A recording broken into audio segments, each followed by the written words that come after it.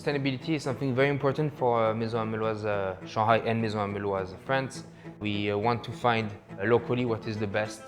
Always focus on the quality of the product, seasonal ingredients, and always a good balance. So today we're going to work a dessert around chocolate. Sakanti chocolate, 68% from Bali. The way the chocolate is being processed by Valrhona is really something valuable for us and upgrading our dishes.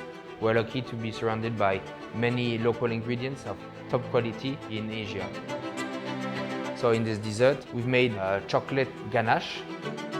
As we're a restaurant for Burgundy, you will have a soft biscuit with a confit and marmalade of blackcurrant, and then chocolate ice cream as well.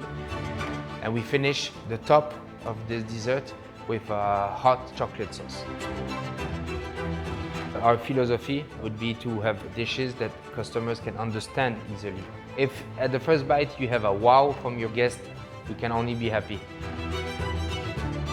As Chef Yann Klein says always, tradition is innovation, so always using our traditional recipes, but finding an innovative way to plate them.